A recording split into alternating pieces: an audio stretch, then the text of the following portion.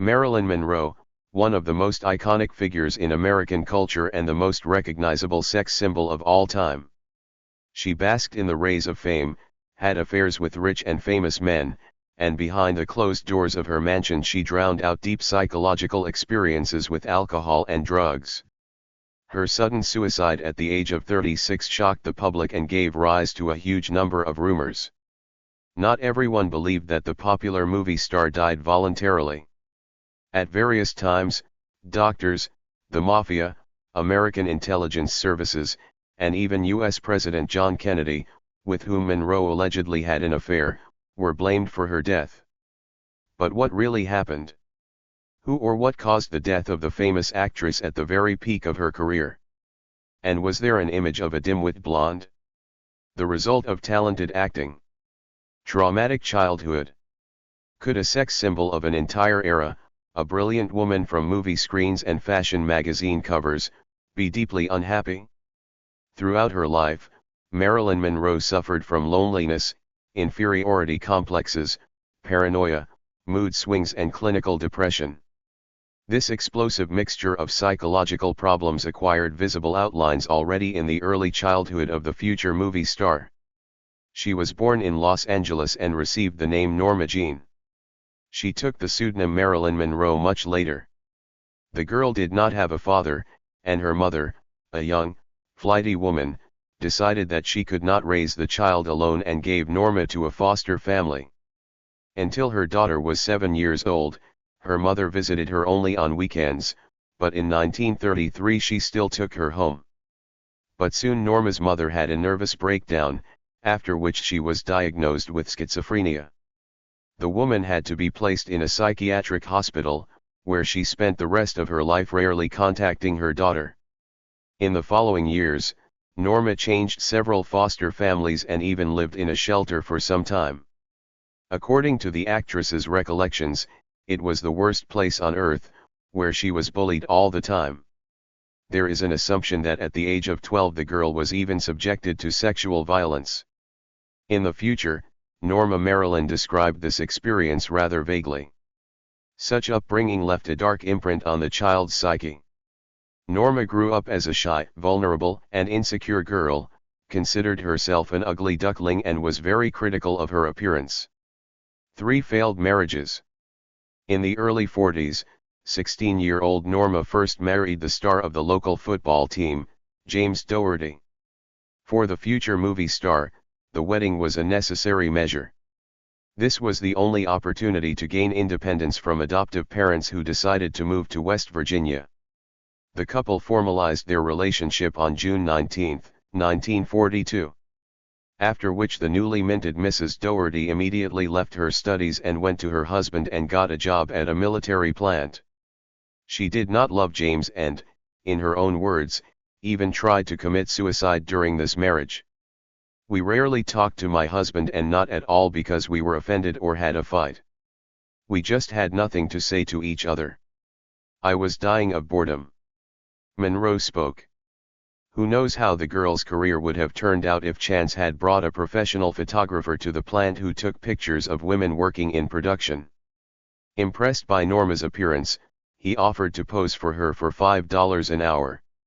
She agreed without hesitation, and after a while she left the disgusting factory and began to try herself in the modeling business. The marriage to James gradually faded into the background. Mrs. Dougherty's ambitions were much greater than those of her husband. She wanted to become a world-famous actress. The girl dyed her hair, took the stage name Marilyn Monroe and filed for divorce in September 1946. According to the biographer of the famous blonde, at the beginning of her acting career she did not hesitate to enter into intimate relationships with Hollywood producers. For the sake of roles, Marilyn is credited with several affairs with influential lovers, which helped the girl gain the status of a recognized sex symbol.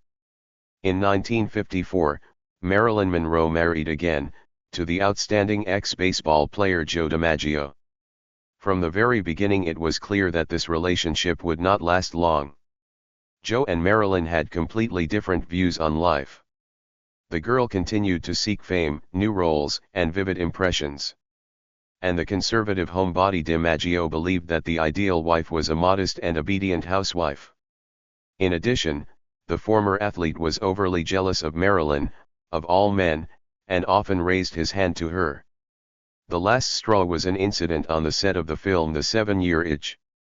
The famous scene where Marilyn, with her white skirt flying, stands over the ventilation grill, led to a loud scandal in the young family. DiMaggio was furious that a crowd of people had been looking under his wife's skirt for several hours. As a result, the star marriage, which was admired by all of America, lasted only 9 months. The third and last husband of the legendary blonde was playwright Arthur Miller. Women did not consider him handsome, but Marilyn was always drawn to recognized intellectuals. She wanted a man to walk next to her through life who could become her mentor.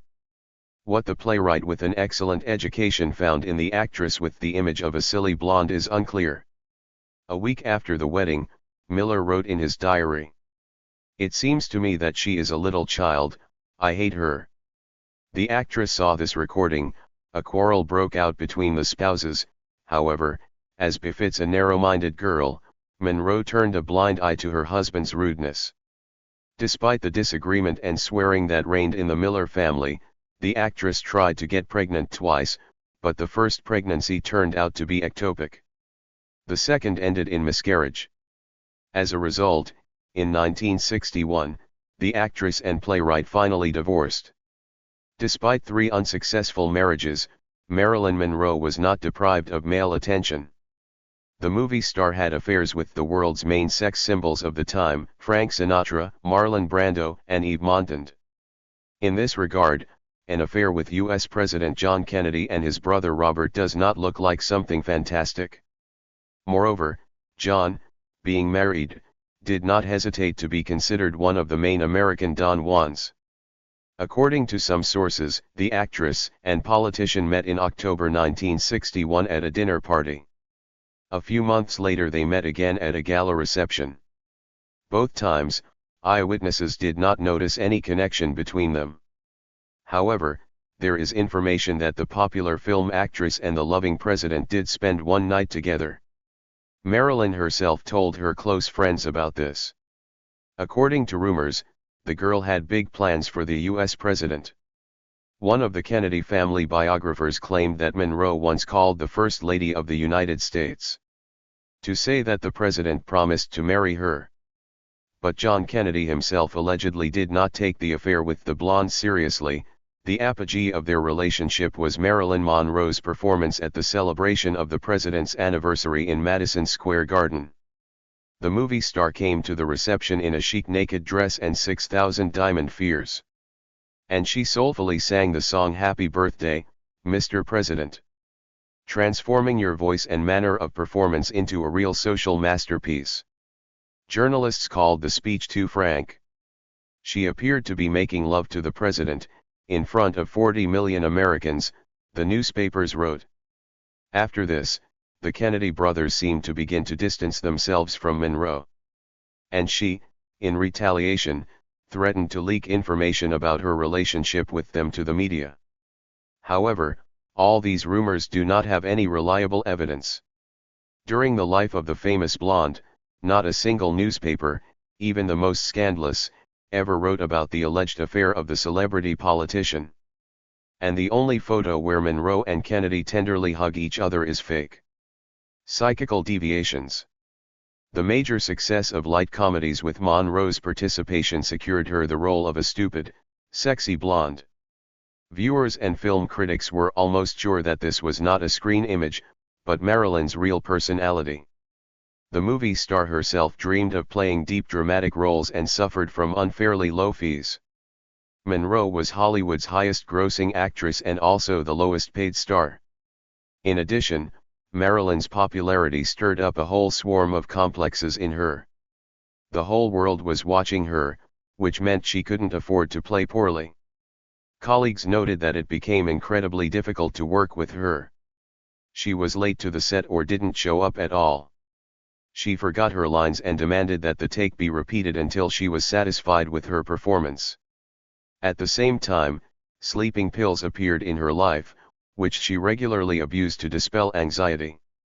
In 1955, Marilyn Monroe first saw a psychoanalyst, who identified the actress's main psychological problems: low self-esteem, the need for the approval of others, the fear of being unnecessary, and the inability to have long-term relationships with men. This completely unsettled Monroe. She began attending sessions 5 times a week, and her anxiety and insomnia only worsened. One of the star's doctors decided to help her and prescribed barbiturates, drugs whose circulation is seriously limited these days due to the fact that they cause drug addiction. Since then, according to Monroe's entourage, she could not live a single day without life-saving pills, and several times ended up in the clinic with an overdose. In the end, the blonde fell into a state of deep depression. Psychiatrists considered her condition critical. The mystery of death. The colorful life of the American sex symbol ended on the night of August 4 to 5, 1962. The body of 36-year-old Marilyn Monroe was discovered by her maid. The actress was lying on the bed in an unnatural position, with a telephone receiver in her hand. Forensic experts determined that the cause of her death was acute barbiturate poisoning. Several empty medicine bottles were found in the room. No traces of significant death were found on Monroe's body. Therefore, the police concluded that it was suicide. But some fans of the movie star did not believe that the young talented woman committed suicide. They believed that there was some kind of secret hidden behind Monroe's death, and all the threads one way or another led to the Kennedy brothers. This is how several theories arose about what really happened to the legendary blonde. According to one of them, Robert Kennedy dealt with Marilyn Monroe. He allegedly feared that the movie star would tell journalists about their affair, and his political career would come to an end. According to conspiracy theorists, on the night of Monroe's death, Kennedy sent American mafia boss Sam Giancana's men to her house. The mafiosi not only got rid of the blonde, but also cleared all traces by staging a suicide. According to another version, Robert Kennedy conspired with Marilyn's friend Peter Lawford and her personal psychiatrist, who convinced the woman to stage a suicide in order to stir up press interest, on the eve of a statement about her relationship with the Kennedy brothers.